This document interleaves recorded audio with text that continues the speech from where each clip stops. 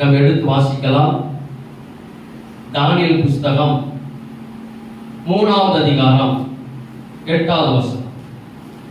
தானியேல் கல்தேயரில் சிலர் ராஜ சமூகத்தில் வந்து யூதர் பேரில் குற்றம் சாட்டி ராஜாவாகிய நேபுகாத்நேச்சாரை நோக்கி ராஜாவே நீர் என்றும் வாழ்க. இப்ப நம்ம பார்க்க போறது யாரை குறித்துனா நேபுகாத்நேச்சாரை குறித்து நம்ம என்ன செய்ய போறோம், நம்ம பார்க்க போறோம். இந்த நேபுகாத்நேச்சார் கிறிஸ்து பிறப்பதற்கு முன்பதாக 605 இருந்து 562வது ஆண்டுக்குள் அவர் வாழ்ந்து அரசாட்சி பண்ணினார், ஒரு ராஜ்யபாரம் பண்ணினார். அவரை குறித்து நம்ம நிறைய செய்திகள் கேட்டிருப்போம், சரித்திரங்களை கூட நாம் படித்திருக்கலாம். இந்த நேபுகாத்நேச்சார் பாத்தீங்கன்னா சாலமோன் ராஜா கட்டின ஆலயத்தை நெஞ்சாரு, இடித்து போட்டார். நான் இதை ஒரு சுருக்கமா மொத்தத்துல முதல்ல ஆரம்பத்தில் சொல்லுகிறேன் முகாவரையா. அதாவது சாலமோன் ராஜா கட்டின நல்ல அருமையான நல்ல பெரிய பெரிய விளக்குன மரங்களை வைத்து அவங்க அப்பா கொடுத்த பிளானிங் படி சூப்பரை கட்டி முடிச்சார். அந்த ஆலயத்துக்குள்ள அரண்மனை எல்லாமே அவர் நேர்த்தியை செஞ்சார். ஆனா அவர் ஆலயத்தை செஞ்சாரு, இடித்து போட்டார். இரண்டாவது பாத்தீங்கன்னா சாத்ராக் மேஷாக் ஆபேத்நேகோ என்பவரை அக்னியில தூக்கி போட்டது யார்தான்? இதே நேபுகாத்நேச்சார் தான். இதே நேபுகாத்நேச்சார் தான் சாத்ராக் மேஷாக் ஆபேத்நேகோவை பதவி உயர்வு கொடுத்து தூக்கி வச்சது யார்தான்? அவர்தான். அப்ப பாத்தீங்கன்னா நேபுகாத்நேச்சார் நாட்களில அவர் சுற்றிலும் எல்லா தேசங்களிலும் அவர் சண்டை பண்ணி யுத்தம் பண்ணி எல்லா தேசத்தையும் அவர் செஞ்சாரு, பிடித்து தன் கண்ட்ரோல்ல வச்சுக்கிட்டார். அவ்வளவு ஒரு புத்திசாலி, ஒரு திறமையான ஒரு ராஜா. இப்படி பார்க்கும்போது அவருக்கு மன விருப்பத்தின்படி நல்ல கோட்டைகள், நல்ல அவருக்கு இனிமையா எப்படி எப்படிலாம் கோட்டை கட்டணும், என்ன பணம் விட்டணும், அவர் என்னெல்லாம் கட்டணும், அவர் கட்டண பிரியர். அவர் பாவிகளை தொங்கு தோட்டம். இன்னைக்கு வரைக்கும் கிறிஸ்தவ மத்தியில் அல்ல, புறஜாதி மக்களும் உலக நாடுகளுமே அதுல தொங்கு தோட்டத்துக்கு என்ன கொடுத்திருக்கு, ஒரு முக்கியத்துவம் கொடுத்திருக்கிறார். உலகத்திலே இருந்து அதிசயங்களில ஒரு அதிசயம். என்ன அதிசயம்? பாபிலோன் தொங்கு தோட்டத்துல என்ன அதிசயம் சொல்லுங்க. அதாவது மலை மேல நினைச்சுக்கிறாரு, கட்டடம் கட்டி அதுல கொண்டு மரங்களை விருட்சங்களை வச்சிருக்கிறார். வச்சது பெருசு இல்ல, தண்ணி எப்படி கொண்டு போனாங்க இன்னைக்கு. அதான் இன்னைக்கு வரைக்கும் இந்த அவர் கெட்டின இந்த பாபிலோன் தொங்கு தோட்டத்துக்கு தண்ணீர் எப்படி கொண்டு போகப்பட்டதுன்னு சொல்லி இன்னைக்கு வரைக்கும் வேலை கண்டுபிடிக்கல. அவ்வளவு ஞானம், அவ்வளவு ஞானம், அவ்வளவு ஞானத்தோட தொங்கு தோட்டம். அதாவது தொங்கு தோட்டம்னா வீட்டு மாடியில நம்ம நினைச்சுவோம். இப்போ உங்க வீட்டு மாடியில என்ன வைப்பீங்க? என்ன செடி? பூக்குதான் பூக்கலையா? 40 ரூபாய்க்கு 50 ரூபாய்க்கு வாங்கி ஒரே ரோஜா பூ நினைச்சுவோம். அது ராசி இருந்துச்சுன்னா பூக்கும், இல்லாட்டா பூக்காது. இப்ப அவர் என்ன செஞ்சார்னா மரங்களே வச்சிருக்கிறார், தொங்கு தோட்டங்களை உண்டாக்கி. அப்போ அந்த நாட்கள்ல எப்படி தண்ணீர் கொண்டு போகப்பட்டுச்சு, அவர் எங்க இருந்து எங்க ஏற்கிறான்னு சொல்லி இன்னைக்கு வரைக்கும் மறைக்கப்பட்ட ஒரு உண்மையாக அந்த அளவுக்கு மக்களால் பேசப்படக்கூடிய, உலகத்தால் ஆச்சரியப்படக்கூடிய ஒரு வினோதமான ஒரு விசித்திரமான ஒரு காரியத்தை அவர் செய்து வச்சார். அல்லேலூயா. அப்படிப்பட்ட இப்ப பாருங்க, இப்ப நமக்கு இங்க ஒரு தொட்டி பாலம் இருக்கு, ஆமாவா?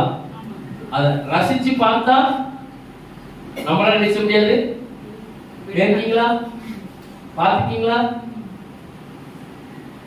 அது என்ன கண்டுபிடிச்சீங்க சொல்லுங்க பாப்போம். எத்தனை திரும்ப போயிருப்பீங்க? அது என்ன கண்டுபிடிச்சீங்க? ஒரு டெக்னாலஜி இல்லாத நாட்கள், காமராஜர் ஆண்ட நாட்கள், இந்த அளவுக்கு என்ன, ஒரு அறிவு இல்ல. இந்த உயரத்துல அந்த மலையிலிருந்து இந்த மலைக்கு எப்படி இந்த பாலத்தை கெட்டுனாங்க? இதான் நீங்க கேள்வி. அதிகமான ஞானம் அறிவு குறைஞ்ச நாட்கள், பொருளாதாரத்தில் குறைஞ்ச நாட்கள், எப்படி அவர் கெட்டினார்? கெட்டினது பெருசுல இன்னைக்கு வரைக்கும் அந்த தொட்டில் எரிச்சல லீக் இல்ல. இன்னைக்கு வரைக்கும் அது லீக் ஆகல. இன்னைக்கு வரைக்கும் பாசனத்துக்கு எதுவும் செய்யுது, பயன்பட்டு கொண்டுதான் இருக்கு. அது பயன்படுத்தி கொண்டுதான் இருக்கு. ஆனா எப்படி அதை கெட்டுனாங்க? இன்னைக்கு ஆசியாவிலே பெரிய பாலங்கிறது இதுதான், தொட்டி பாலம் தான். ஆனா இப்பவே நமக்கு ஆச்சரியமா தெரியுது. அப்ப அந்த நாட்களில எந்த ஒரு லைட்டும் இல்லாமல், இயந்திரம் இல்லாமல் எப்படி அவரது பெரிய தொங்கு தோட்டத்தை கெட்டினார், இன்னைக்கு வரைக்கும் மறைக்கப்பட்டது. அப்படிப்பட்டதான ஒரு நல்ல ஒரு ஞானம் உள்ள, நல்ல புத்திசாலி உள்ள, ஒரு திறமை உள்ள பெரிய ஒரு ராஜா தான் யாரு? நேபுகாத்நேச்சார். ஆனா அவருக்குள்ள என்ன ஒண்ணுன்னா கொஞ்சம் கௌரவம், அவருக்கு கொஞ்சம் பெருமை, எல்லாம் வந்துட்டு அது கடைசி அவர் எல்லாமே என்னால நடந்தது. தேவனை மகிமைப்படுத்தல, வேலை செய்து கொடுத்த வேலைக்காரர்களுக்கு என்ன செய்யல, முக்கியத்துவம் கூட எல்லாமே என்னால நடந்ததுன்னு சொல்லி அவர் சுருக்கமா சொல்லி இருக்கிறார். அப்போ நீங்க நேபுகாத்நேச்சருடைய செய்தி தலைப்பே தான், நேபுகாத்நேச்சருடைய வீழ்ச்சிக்கு காரணம் என்ன? அப்ப நேபுகாத்நேச்சரும் அவருடைய வீழ்ச்சியும் கர்த்தருடைய நியாயத்திற்கு உண்டாயின்னு சொல்லப்பட்டிருக்கு. இன்னைக்கு அவரை குறித்து தான் ஒரு 10 பாயிண்ட் வேகமா எழுச்சலாம் நாம் படிக்கலாம். அப்படிப்பட்ட ஒரு நல்ல ஒரு அரசர், அவர் பெரிய ஒரு பேரரசராக வாழ்ந்த நாட்களில, சீரோடு சிறப்போடு வாழ்ந்த நாட்களில அவருக்கு ஏன் வீழ்ச்சி உண்டாயிற்று? அவருடைய வீழ்ச்சிக்கு காரணம் என்ன? அப்ப அத பார்க்கும்போது முதல்ல வாசிங்க, முதல் பாயிண்ட்ல வாசிக்கலாம். அதாவது தேவனை அறிந்தும் தேவனை சிநேகிக்கவில்லை, தேவனுடைய திட்டத்துக்கு அவர் கீழ்ப்படியவில்லை. எடுத்து வாசிக்கலாம். தானியேல் 3ஆம் அதிகாரம் 8ஆம் வசனம். அச்சமயத்தில் கல்தேயரில் சிலர் ராஜ சமூகத்தில் வந்து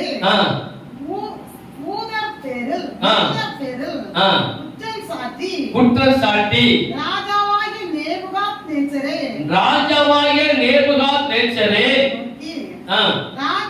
ராஜாவே நீர் என்றும் வாழ்க,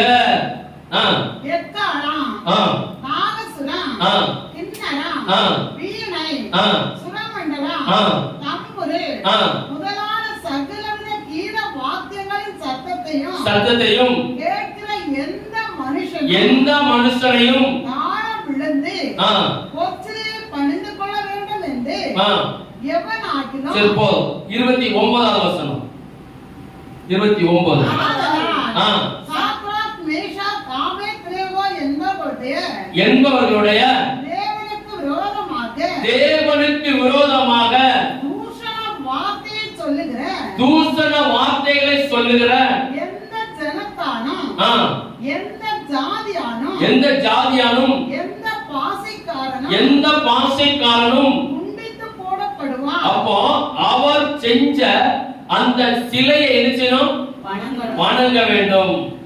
அந்த நேபுகாத்நேச்சருக்கு தேவனை குறித்து நல்லா தெரியும். தேவன் யார் எல்லாமே அவர் நல்லா அறிந்தவர். ஆனால் அவர் செயல்படுகிற காரியம் என்ன? ஒரு பொற்சிலையை செய்து வைத்துட்டு அதை எல்லாரும் எரிச்சனும் தாழ விழுந்து வணங்கணும். ஒருவேளை அப்படி வணங்காதவர்களை எரிச்சனும் அக்கினி சூழல் போனோம். அப்ப நேபுகாத்நேச்சர் தேவனை அறிந்திருந்தும் தேவன் யார் என்று தெரிந்திருந்தும் அவரை சில சிநேகிக்கவில்லை, தேவனை தேடவில்லை, தேவனுக்கு முதல் ஸ்தானம் கொடுக்கவில்லை. அவர் மனதின்படி அவர் சிலைகளை உண்டு பண்ணி சிலைகளுக்கு முக்கியத்துவம் கொடுத்தார். வானத்தில் யார் பார்த்தா? தேவன் பார்த்து கொண்டே இருந்தார். நான் அல்லவோ உன்னை உயர்த்தினேன், நான் உள்ளவோ ராஜாவாக்கிறேன், நான் அல்லவோ எல்லா ராஜ்யத்தை நினைச்சுமே எல்லாரும் சண்டை போட்டு நீ எல்லாம் உன் கைக்குள்ள வச்சிருந்தார்.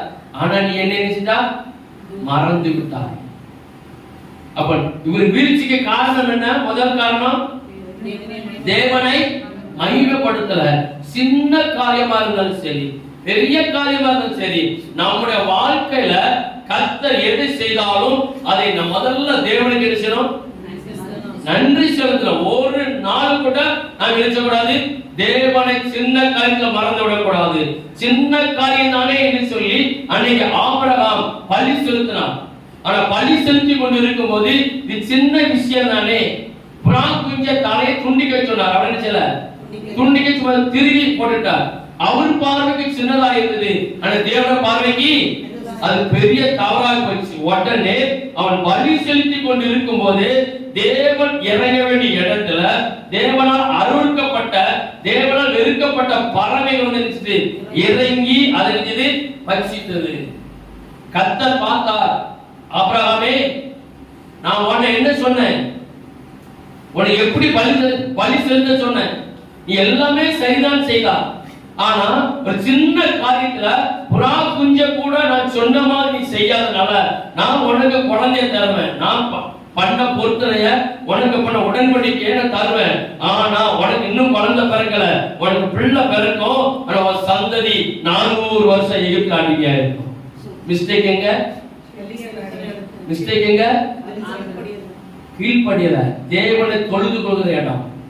இதேதான் யார் பண்ற? தப்பு பண்றா நேபுகாத்நேச்சர் தான் பண்றார். அவர் தேவனை தெரிந்திருந்தும் தன் மனதின் போக்கிலே, தன் இஷ்டத்தின் போக்கிலே அவர் சிலையை உண்டு பண்ணி அதை வணங்குங்க, அதோட விட்டு விடல. யாரெல்லாம் வணங்கலையோ அவங்களை சிறைச்சேதம் பண்ணுவேன், நான் நெருப்புல போடுவேன், நான் சிங்க கபில போட சொல்லி அவர் மனசுல என்ன தோணுச்சு அதை தண்டனை கொடுக்கிறார். நாம் இதுல கற்றுக்கொள்ள வேண்டியது என்னது? சின்ன காரியமோ பெரிய காரியமோ நாம் தேவனை ரொம்ப நேசிக்கணும், அவருடைய கட்டளைக்கு நினைச்சணும், கீழ்ப்படியணும். விக்கிரகங்கிறது ஒரு சாதாரண ஒரு காரியம் அல்ல. அதுல வேற சொல்றார், 2ஆம் திருப்பு சாத்ராக் மேஷாக் ஆபேத்நேகோ சொல்றார், ஐயா இன்னொரு விஷயம் உங்களுக்கு சான்ஸ் தரேன், மறுபடியும் நான் பண்ண எல்லா மேல தாளா எல்லாத்தையும் உனக்கு அடிக்க சொல்வேன், மேல அடிக்க சொல்வேன், நாதஸ்வரம் வாசிக்க சொல்வேன், எல்லாமே மறுபடியும் உனக்காக தரேன், நீ என்ன செய்யணும்? மறுபடியும் பணிந்து சிலைக்கு முன். அப்ப சிலைக்கு முன்பதுங்கிறது விக்கிரக ஆராதனை.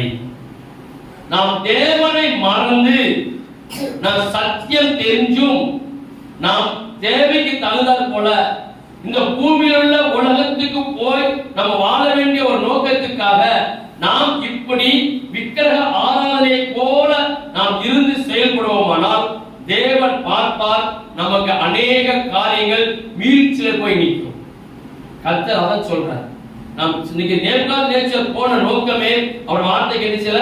கீழ்ப்படியவில்லை. தானியேல் 2வது அதிகாரம் 46வது வசனம் முதல் 49 வரைக்கும். அப்பொழுது ராஜாவாகிய நேபுகாத்நேச்சர் முகம் குப்புற விழுந்து தானியேலை வணங்கி அவனுக்கு காணிக்கை செலுத்தவும் தூபம் காட்டவும் கட்டளையிட்டான். ராஜா தானியேலை நோக்கி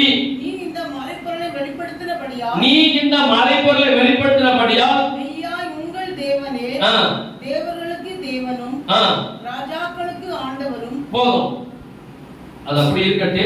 இன்னொரு காரியத்தை வாசிக்கலாம். 2வது அதிகாரம் 1வது வசனம் முதல்.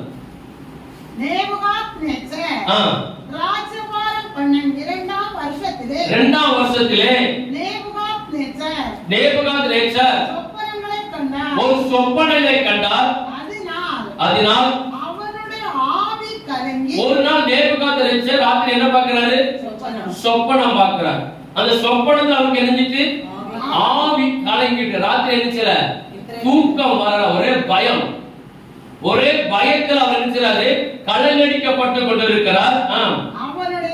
அவனுடைய ஆவி கலங்கி அவனுடைய நித்திரை கலைந்தது. அப்பொழுது ராஜா தன் சொப்பனங்களை தனக்கு தெரிவிக்கும் பொருட்டு சாஸ்திரிகளையும் ஜோசியரையும் சூனியக்காரரையும் கல்தேரையும் அழைக்க சொன்னான். அவர்கள் வந்து ராஜ சமூகத்தில் நின்றார்கள். நோக்கி ஒரு சொப்பனம் கண்டு சொப்பனத்தை அறிய வேண்டும் என்று சொல்லி கேட்கிறார். இப்ப ராஜாவுக்கு கர்த்தர் சொப்பனம் மூலம் சில காரியங்கள் உணர்த்துகிறார். அதுலயும் அவர் என்ன செய்யல? கீழ்ப்படியவில்லை. இப்ப என்ன சொப்பனம்னா, அவருக்கு ராத்திரி தூங்காமல் படிக்கி அவருக்கு நித்திரை கலைஞ்சு போச்சு. இப்ப அப்படியே பேதலிச்சுக்கிட்டு இருக்கிறார். இப்ப சொப்பனத்தை கண்ட உடனே எப்ப விடியும், எப்ப விடிய செய்யறாரு, காத்து இருக்கிறார், விடிய மாட்டேங்குது.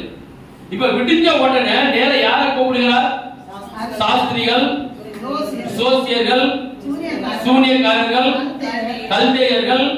அப்போ ஒரு ராஜா வாழ்க்கையில யாரெல்லாம் இருந்திருக்கிறாங்க, சூனியக்காரர் இருக்கிறாங்க, சோசியக்காரர் இருக்கிறாங்க, சாஸ்திரிகள் இருக்கிறாங்க, நல்ல புலவர்கள். இப்ப நமக்கு நேரம் போல நம்ம என்ன செய்வோம் சொல்லுங்க, இப்ப நமக்கு நேரம் போல என்ன செய்வோம், செல்ல என்ன செய்வோம், நமக்கு ஏதாட்டும் பிரசங்கம் கேட்போம், இல்லட்டா பாட்டு கேட்போம், இல்லன்னா உலக பிரகாரமான காரியங்கள் என்ன செய்வோம், சமையல் குறிப்பு நிறைய பார்ப்போம். ஆனா சமையல் குறிப்பு போன்ல நல்லா இருக்கும், டேஸ்டா இருக்கும், ருசியா இருக்கும். ஆனா நம்ம வீட்டுல எப்படி இருக்கும், அதை பார்த்து வச்சா சொல்லுங்களேன், அது எப்படியா இருக்கும். ஆனா அதுல சொல்லப்பட்ட குறிப்பு சரியா இருக்கும். ஆனா ராஜாக்கள் காலத்துல அவங்க நேரம் போல என்ன செய்வாங்க, புலவர்மார்களை வர சொல்லி அவங்க என்ன செய்யணும், அவங்க பாடணும். இவர் இருந்து என்ன செய்வாரு, கேட்டுக்கிட்டே ரசிச்சு கேட்டுக்கிட்டே இருப்பாரு. அப்படி அந்த அரண்மனை நிறைய புலவர்கள் உண்டு, இப்படி நிறைய நடன கலைஞர்கள் உண்டு. அவங்களுக்கு நேரம் போகல, பொழுது போல நினைச்சணும், டான்ஸ் ஆடணும், அவங்க உட்கார்ந்து நினைச்சுவாங்க, அதை பார்ப்பாங்க. இப்படிதான் ராஜா வாழ்க்கை. ஆனா இப்போ இவருக்கு ராத்திரி தூக்கம் வரல, காலை எழுப்புறது எல்லாத்தையும் கூப்பிடுறாரு. நான் ஒரு சொப்பனம் கண்டேன், அந்த சொப்பனத்துக்கு நீ நினைச்சணும் அர்த்தம் சொல்லணும். இப்ப அந்த சாஸ்திரிகள் சொல்றாங்க, சொப்பனத்தை நீங்க சொல்லுங்க, அர்த்தத்தை நாங்க சொல்றோம். அவர் சொல்லி மாட்டேன்ட்டார். யாரு, நேபுகாத்நேச்சருக்கு என்ன வந்துச்சு, நான் கண்ட சொப்பனத்தை நீ நினைச்சணும். அப்ப எப்படிப்பட்ட ராஜாவா இருப்பார் சொல்லுங்க, எப்படிப்பட்ட ராஜா இருப்பார். இப்ப ராஜா அரண்மனையில நிறைய வைத்தியமார் உண்டு. அந்த அரண்மனையில வைத்தியமாறு ராஜ குலத்துல யாருக்கோ அந்த நாட்கள்ல இருந்த வியாதிகள் வந்து வைத்தியம் பார்க்கணும், வைத்தியம் பார்த்துட்டு சுகமாகல என்ன நினைச்சுவாங்க, அந்த வைத்தியரை கொன்றுவாங்க. வைத்தியருக்கு எப்படி, அந்த வைத்திய குடும்பத்துக்கு எப்படி இருக்கும், என்ன வியாதி கையை கண்டுபிடி, கையை பிடிச்சு நினைச்சணும், வியாதி சொல்ல மாட்டாங்க, கையை பிடிச்சு நினைச்சணும், நினைச்சணும் பார்க்கணும். கையை பிடிச்சாலே உங்களுக்கு தெரிஞ்சிடும் இது எதனால வந்துச்சு. ஆனா இன்னைக்கு கையும் பிடிக்க மாட்டாங்க, காலையும் பிடிக்க மாட்டாங்க, மணிபசம் மட்டும் நினைச்சுவாங்க, நினைச்சுவாங்க பாப்பாங்க. எவ்வளவு கொண்டு வந்திருக்காங்க, எவ்வளவு பெரிய பச்சா, எப்படி கார் வந்து இறங்குதா, நல்ல நகை நிறைய போட்டிருக்காங்களா. ஆனா நீங்க கேள்விப்பட்டேன், ஒரு ஆஸ்பத்திரியில பேசுற அட்மிஷன் போட்டாச்சுன்னா அடுத்த வீடுகளை பேசுவாங்க, விசாரிப்பாங்க. அது எப்படிப்பட்ட குடும்பம், பணம் தருமா தராதா, தராதனா ஓரம் கட்டிடுவாங்களா. இன்னைக்கு அப்படி மருத்துவம் மாறிக்கொண்டு வருகிறது. ஆனா ராஜாக்கள் காலத்துல இப்படி அரண்மனையில எல்லாரும் இருந்தாங்க. ஆனா இவர் கண்ட சொப்பனத்தை யாராலையும் வெளிப்படுத்த முடியவில்லை. அதுக்கு பிறகுதான் யாரை கூட்டிட்டு வராங்க, தானியேலை கூட்டிட்டு வந்து அவர் பெருமிஷன் கேட்கிறார். ஒரு நாள் போறோம், நான் இங்க தேவனை கேட்கிறது நினைச்சேன், நான் சொல்லுகிறேன்னு சொல்லி ஆண்டவரை ஜெபிக்கிறார். ஆண்டவரை ஜெபிச்ச உடனே கர்த்தர் மறைபொருள வெளிப்படுத்தி கொடுக்கிறார். வெளிப்படுத்தி கொடுத்த உடனே அவர் கண்ட சொப்பனத்தை சொல்லி சொப்பனத்தின் அர்த்தத்தை சொல்லிட்டார். அல்லேலூயா, அல்லேலூயா. அப்ப சோசியக்காரன், மந்திரவாதி, சூனியக்காரர்களை இருக்கிறவனை காட்டிலும் நம்மளோடு இருக்கிறவர் பெரியவர், மறைபொருளை வெளிப்படுத்துகிறவர். அல்லேலூயா. அந்த விசுவாசம் நமக்கு வரணும். ஒரு காரியம் மறைபொருள் வெளிப்படலையா, நீங்க 2 நாள் ஜெபம் பண்ணி பாருங்க. ஒரு காரியம் உங்களுக்கு சந்தேகமா இருக்குதா, இது நம்ம மன ரீதியாக சில காரியங்கள் இருக்கு, மன ரீதியாக சில காரியங்கள் இருக்கு. இப்ப நம்ம ஏதோ ஒரு ஆளை பத்தி கேள்விப்படுகிறோம், இல்ல ஏதோ ஒரு காரியம் இருக்கு, நமக்கு விடை கிடைக்கலன்னா நீங்க அதே குறித்து ஒரு 3 நாள் சிந்திச்சு பாருங்க, விடை கிடைச்சிடும். நீங்க யாரையும் விசாரிக்க வேண்டாம், யார்கிட்டையும் இது பேச வேண்டாம். ஒரு காரியம் நமக்கு எதிர்மறையா தெரியுது, யாரோ நமக்கு என்னமோ நம்ம கொஞ்சம் வந்துட்டா யாரா இருக்கும், இது எப்படி இருக்குன்னு சொல்லி நீங்க ஒரு 3 நாள் அது அப்படி சும்மா உட்காரும் போது அப்படி அதே யார் இப்படி இருக்குன்னு யோசித்து பாருங்க. அதுக்கு விட ஆட்டோமேட்டிக்கா இது நம்ம மனநிலையோட இது நமக்குள்ள இருக்கிற இந்த மனநிலையோட சில காரியங்கள் ஆட்டோமேட்டிக்கா நமக்கு என்ன செய்யும், வெளிப்படும். நீங்க இந்த போனை பார்த்துருக்கீங்களா, நீங்க ஏதோ ஒரு காரியத்தை குறித்து பேசியிருப்பீங்க, ஏதோ ஒண்ணு சிந்திச்சிருப்பீங்க. அது சம்பந்தமா என்ன செய்யும்? அது சம்பந்தமா கரெக்டா வந்துகிட்டே இருக்கும். 1 by 1 வந்துகிட்டே இருக்கும். அது நம்ம மனசுக்கும் அதுக்குள்ள ஒரு உணர்வு, அது எல்லாருக்கும் உண்டு. நீங்க எதை குறித்து எதை சந்தேகப்பட்டு அதை யோசித்தீங்கன்னா அது சம்பந்தமா ஆட்டோமேட்டிக்கா நினைச்சிடும். போன்ல நீங்க திறந்த உடனே அதான் வந்து நிற்கும். அது ஒரு ரகசியம், அது ஒரு ஆற்றல். இதே போல தேவன் வெளிப்படுத்தி கொடுத்தார். தானியேல் அவ்வளவு சொன்னார். உடனே அவர் என்ன சொல்றாருன்னா, இந்த வசனத்தை வாசிங்க 49ல. தானியேல் ராஜாவை வேண்டிக் கொண்டதின் பேரில் சாத்ராக்கையும் மேஷாக்கையும் ஆபேத்நேகோவையும் பாபிலோன் மாகாணத்து காரியங்களை விசாரிக்கும்படி வைத்தான். தானியேலோ வந்தால் ராஜாவின் கொலு மண்டபத்தில் இருந்தார். போதும். இப்போ அவர் மறுபடியும் அந்த சொப்பனத்துல உனக்கு அதுக்கு இடையில நிறைய சம்பவங்கள் இருக்கு. என்ன சொப்பனம், அது ஒரு ராஜபாரம் ஒன்று போக போகுதுன்னு சொல்லி நிறைய காரியத்தை சொல்லி இருக்கிறார். அதை குறித்து அவருக்கு என்ன வரல, ஒரு உணர்வு வரல. கர்த்தர் சொப்பனம் மூலம் எச்சரிக்கிறார். நீ பண்ற தப்பு ராஜபாரத்தை எடுக்க போற, நீ ஆளுகை பண்ற முறை சரியில்லை, நீ என்ன தேடல சொல்லி சொப்பனங்கள் மூலம் அவர் வெளிப்படுத்துறார். அப்பவும் அவர் என்ன செய்யல, உணர்வடையல. 3வது காரியத்தை வாசிக்கலாம். 4வது அதிகாரம், தானியேல் 4வது அதிகாரம் 30-31. இது என் வல்லமையின் பராக்கிரமத்தினால் என் மகிமை பிரதாபத்துக்கென்று ராஜ்யத்துக்கு நான் கட்டின அவர் சிற்றின்பத்தில் இருக்கிறாரு, மூழ்கி இருக்கிறார். அடுத்து அவர் வந்து காரியம் என்னன்னா, அவர் நான் கட்டின மகா பாபிலோன் அல்லவா. அவர் எப்படி கட்டியிருக்கிறாரா? மீண்டும் வசந்த வாசிங்க. இது என்னுடைய தேவன் என்ன செய்யறவரு முன்ன கொண்டு வரல, தேவனை மகிமைப்படுத்தல, தேவனுக்கு பிரியமான வார்த்தையை சொல்லல. இது என் வல்லமை. அவருக்கு என்ன வல்லமை இருக்கு? நேபுகாத்நேச்சருக்கு என்ன வல்லமை இருக்கு? பவர், அதிகாரம் என்ன இருக்கு? நான் இப்போ ஒரு அரண்மனை கட்டணும், எனக்கு 1000 சிற்பாசாரி வரணும்னா தெரிஞ்சிருவாங்க, வந்துருவாங்க. இப்போ இந்த பகுதியில இப்ப பக்கத்துல ஒரு வெள்ள கல்லே இல்ல, வெள்ள பாறையே இல்லைன்னு வச்சுக்கோங்க. இப்ப அவருக்கு மனசுல தோணுது, முழுது வெள்ள பாறையில தான் என்ன செய்யணும், ஒரு கட்டடம் கட்டணும். அது எங்க இருக்கு? ஒரு 40-50 கிலோமீட்டருக்கு அங்க இருக்குன்னு கண்டுபிடிச்சிட்டாங்கன்னா எப்படி கொண்டு வருவாங்க? என் பவர், என் வல்லமை எங்க இருந்தாலும் சரி, மலையை உடைச்சி சரி பண்ணி அதை சிற்பமா செய்து இந்த இடத்துல நிப்பாட்டு அதிகாரம் என்ன செய்து அவர் செஞ்சது. அவரது என் பவர்ல செஞ்சேன். எனக்கு இருக்கிற வல்லமை, எனக்கு அவ்வளவு ஆத்மா, எனக்கு அவ்வளவு ஆட்கள் இருக்கிறாங்க, அவ்வளவு வேலைக்காரர் இருக்கிறார்கள், அவ்வளவு சிற்பாசாரிகள் இருக்கிறார்கள். அதனால என் வல்லமையினால செஞ்சதை தவிர தேவனை அவர் என்ன செய்யல, முன்னிறுத்தவில்லை, மகிமைப்படுத்தவில்லை. என் மகிமை பிரதாபத்துக்கென்று ராஜ்யத்துக்கு அரண்மனையாக நான் கட்டின மகா பாபிலோன் அல்லவா என்று செஞ்சதா அவர் சொன்னார். இதுலயே கர்த்தர் பார்க்கிறார். நீ அப்ப நமக்கு இதுல புரிந்து அவர் வீழ்ச்சிக்கு காரணமே என்ன செய்தா? தன் நாவு தான். அவருக்கு இருந்த பெருமை, மேட்டிமை நாவு. நம்ம என்ன நாவ நினைச்சோம் பாதுகாத்துக்கணும். இப்ப பாஸ்பரஸ் தெரியும், அந்த பாஸ்பரஸ வெளியில வச்சோம் நினைச்சிடும், எரிஞ்சிடும், உடனே தீப்பிடிக்கும். நீங்க இப்ப கிடையாது, முன்னால என்ன செய்வாங்கன்னா அந்த பாஸ்பரஸ ஒரு சாணி உருண்டைக்குள்ள வச்சு, ஏதாவது நமக்கு பிடிக்காதவங்க வீடுகளோ வைக்கப்பட இருக்குன்னா அது உள்ள உருண்டி அதை உருட்டி நினைச்சுவாங்க, கூரையில போட்டுட்டு போயிருவாங்க. அது ஒரு 4 நாளையில அந்த மேல உள்ள சாணியையும் காஞ்சிரும், ஆட்டோமேட்டிக்கா நினைச்சிடும், தீ பிடிச்சிடும். அப்ப ஊர்ல சொல்லுவாங்க, இந்த ஊருக்குள்ள கிராமத்துக்குள்ள வாதம் வந்துட்டு என்ன செய்யுது, அங்கங்க தீ பிடிக்குது. எப்படி பிடிச்சது? பாஸ்பரஸ். இப்ப அத கவர்மெண்ட் நினைச்சிட்டு தடை போட்டு பாஸ்பரஸ் யூஸ் பண்ணக்கூடாது. இப்போ அந்த பாஸ்பரஸை எதுக்குள்ள வச்சா சரியா இருக்கும்? அது எப்பவும் தண்ணிக்குள்ளேயே கிடக்கும்.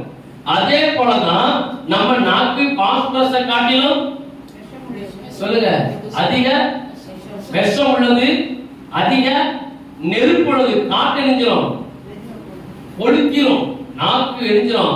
அதுக்கு தான் ஆண்டவர் எப்பவுமே இதை எப்படி கொடுத்திருக்கிறாரு சொல்லுங்க. 32 பள்ளம் கொடுத்து அதுக்கு மேல வெளியில வந்துடக்கூடாது. ஒரு ஈர தன்மை கொடுத்து எப்பவுமே எப்படி இருக்கு நாக்கு தண்ணிக்குள்ளே கிடக்கணும், எரிச்சிடக்கூடாது. கர்த்தர் எல்லாம் ஞானமா செஞ்சிருக்கிறார்.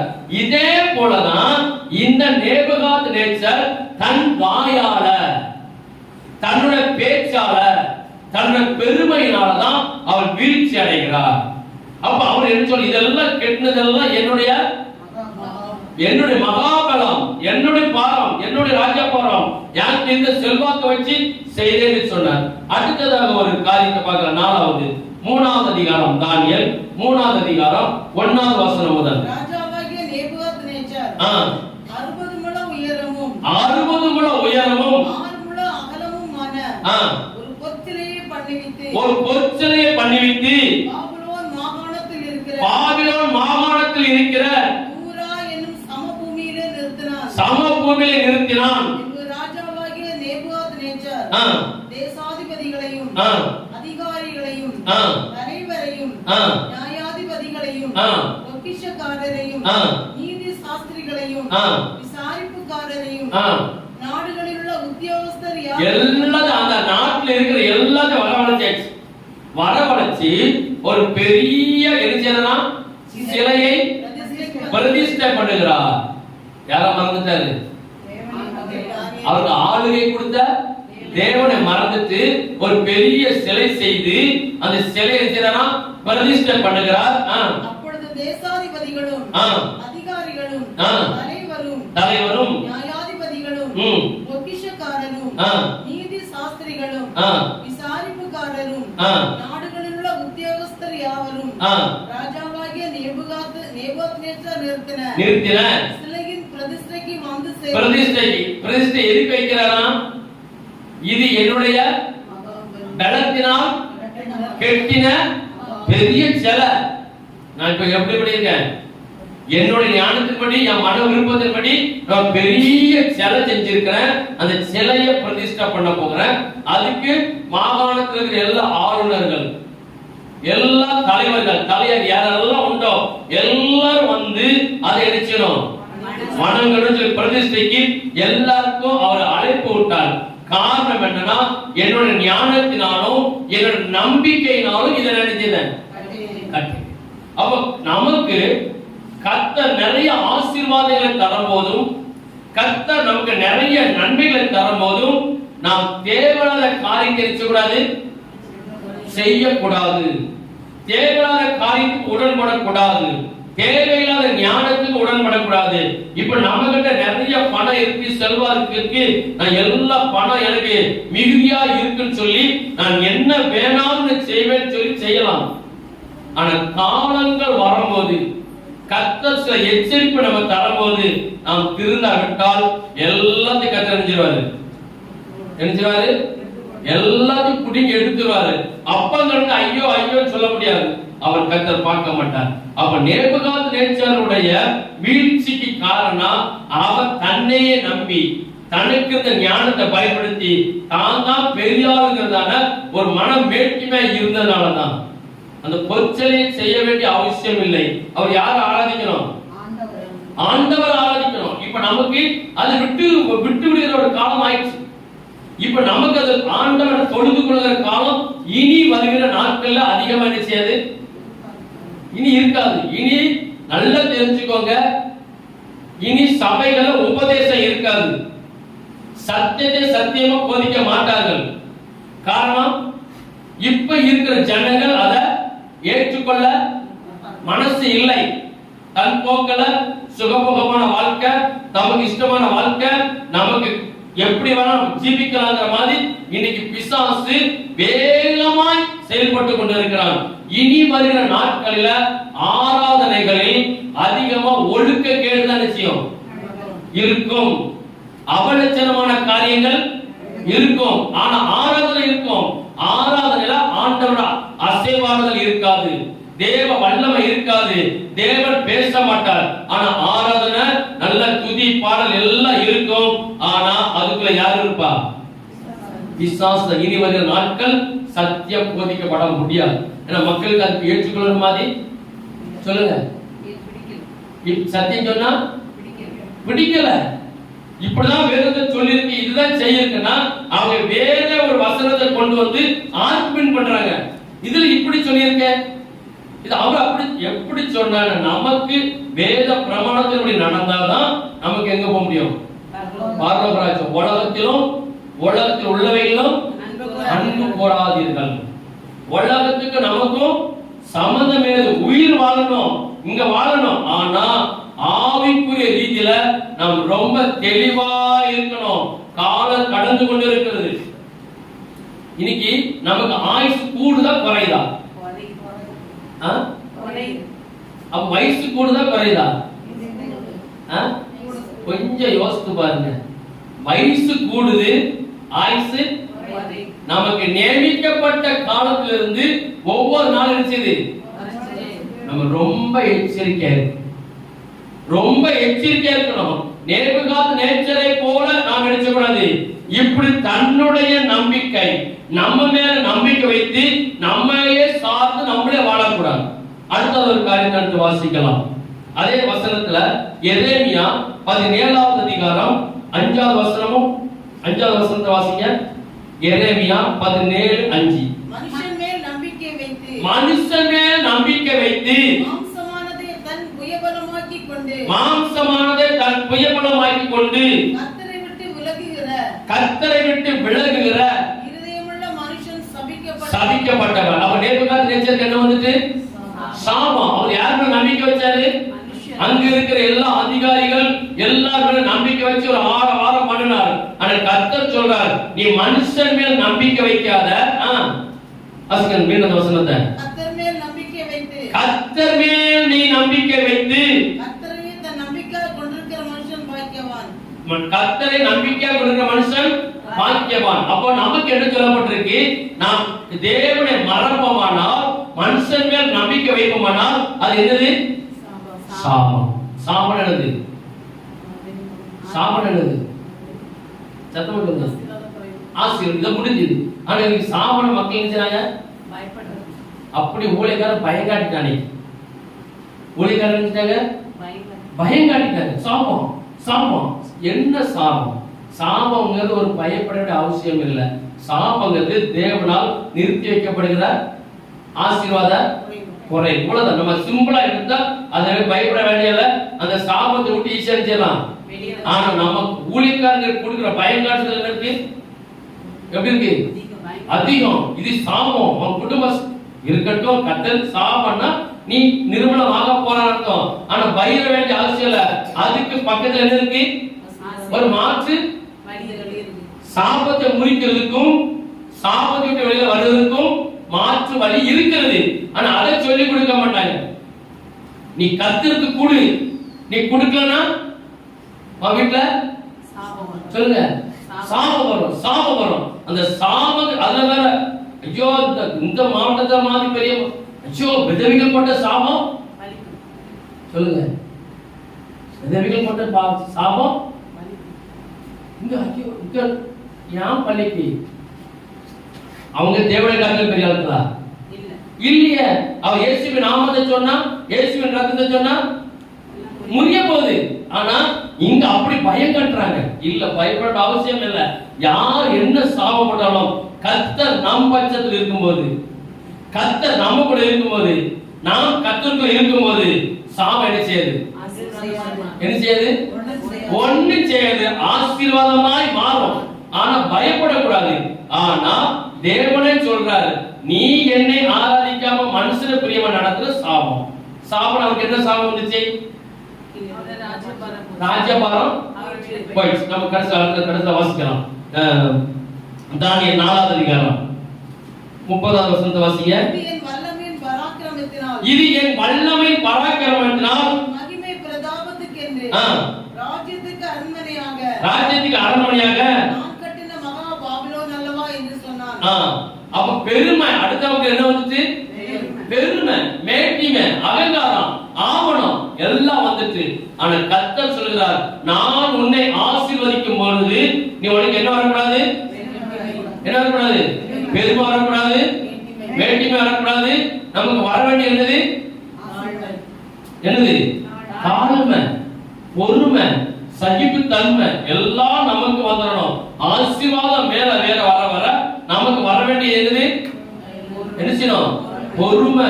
பணம் இருக்குன்னு சொல்லி, ஆஸ்தி இருக்குன்னு சொல்லி, செல்வாக்குன்னு சொல்லி வாயால யாரையும் இருக்கக்கூடாது, நினைச்சக்கூடாது.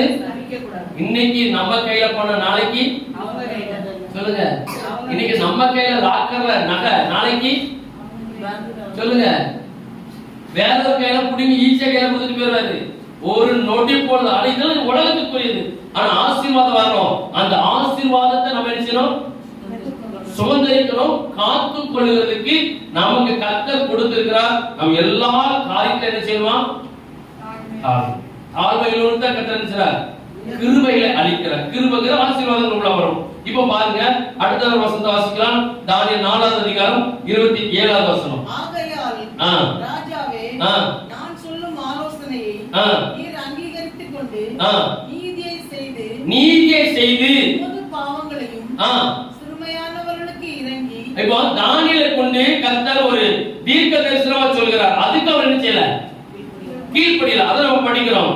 ஆகையால் ராஜாவே, நீர் நான் சொல்லும் ஆலோசனையை நீர் அங்கீகரித்துக் கொண்டு நீதியை செய்து உமது பாவங்களையும் சிறுமையானவர்களுக்கு இறங்கி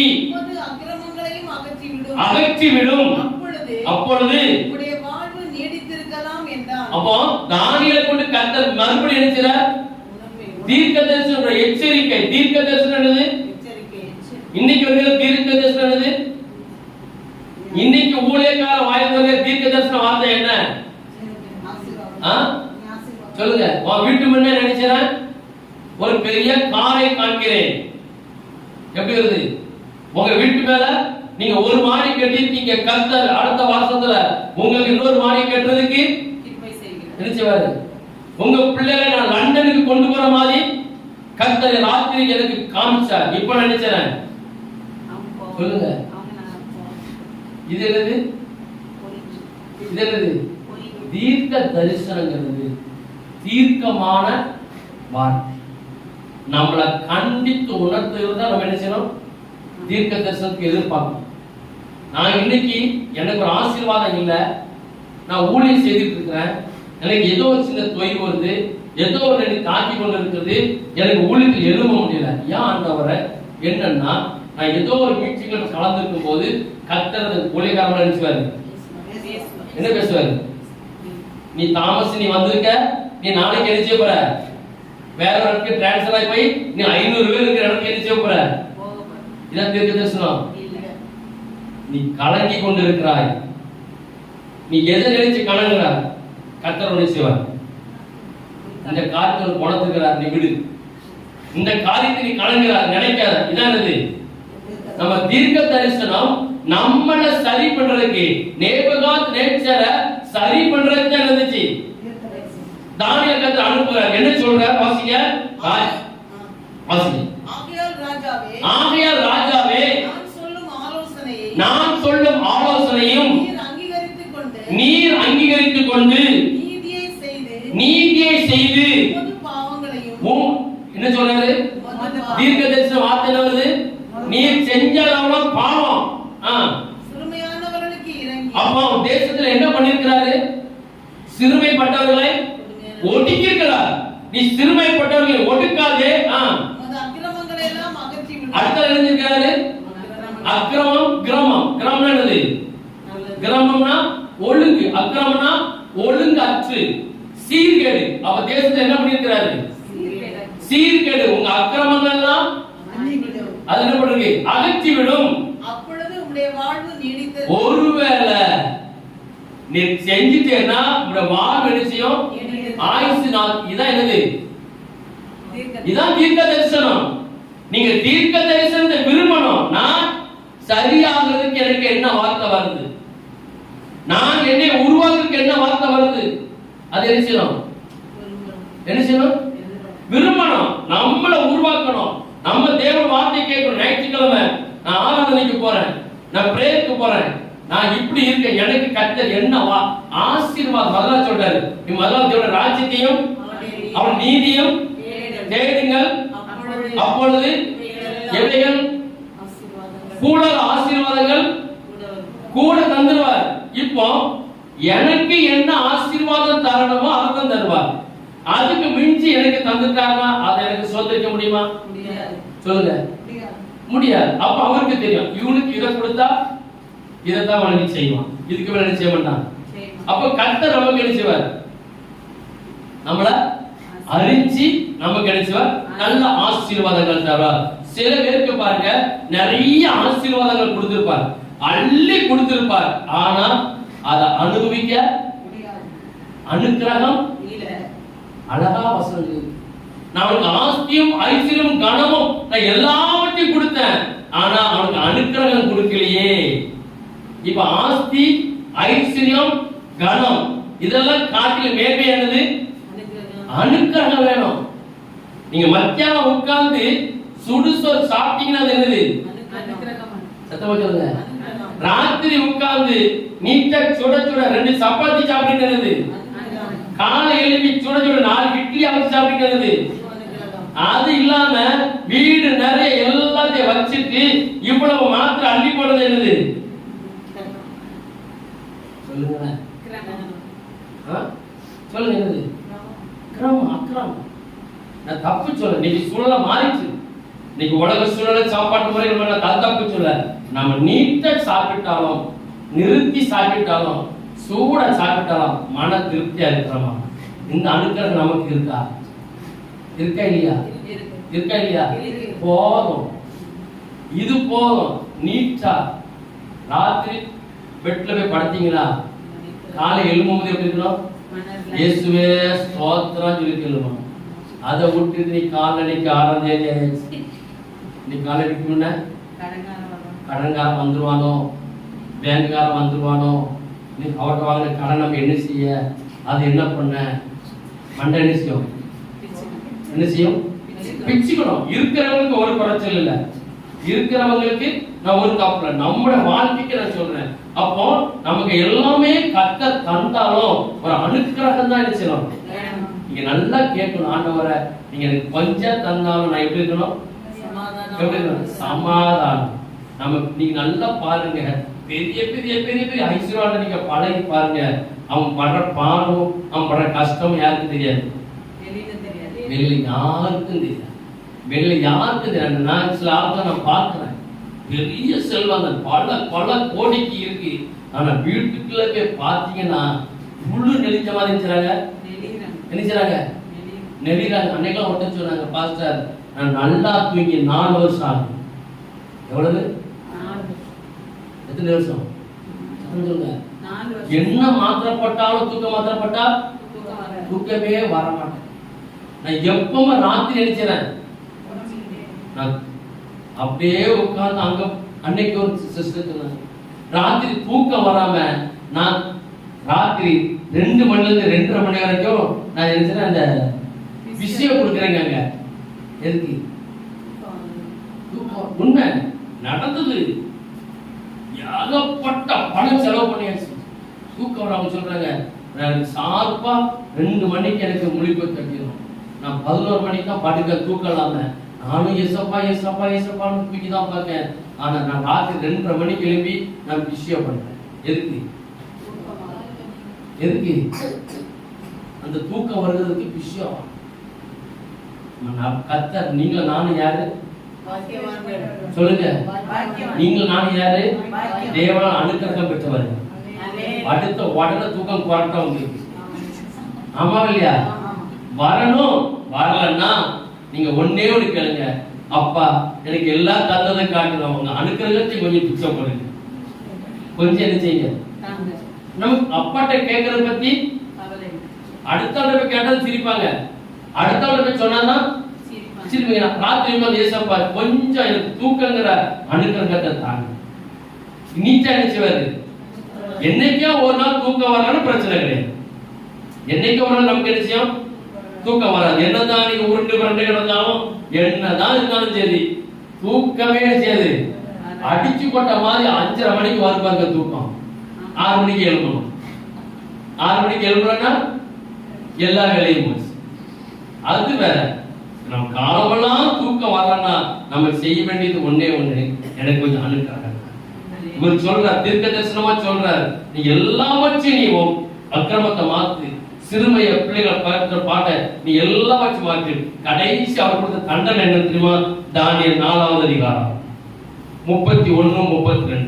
இந்த வார்த்தை ராஜாவின் வாயில் இருக்கும் போதே, ராஜாவின் வாயில் இருக்கும் போதே வானத்திலிருந்து ஒரு சத்தம், பரலோகத்திலிருந்து ஒரு சத்தம் உண்டாகி, ராஜாவாகிய நேபுகாத்நேச்சாரே, நேச்சாரே, ராஜ்யபாரம் உன்னை விட்டு நீங்கி போயிட்டு மனுஷனின்று தள்ளப்படுவாய். நீ மனுஷன் எதிர ராஜ்யபாரத்தை பிடிங்கிட்டு, நீ நல்லா கவனிக்கணும், அவர் ராஜ்யபாரத்தை பிடிங்கிட்டாரு, ஆனா மனுஷனா வைக்கல.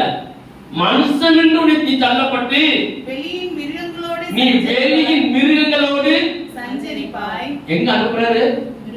அவர் முதல்ல நின்னது எங்க? மேல. எங்க? உப்பரிக்கல் நினைச்சாரு.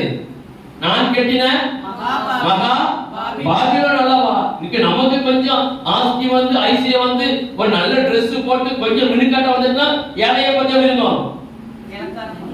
சொல்லுங்களேன், ஏழைய கொஞ்சம் இருக்கும்.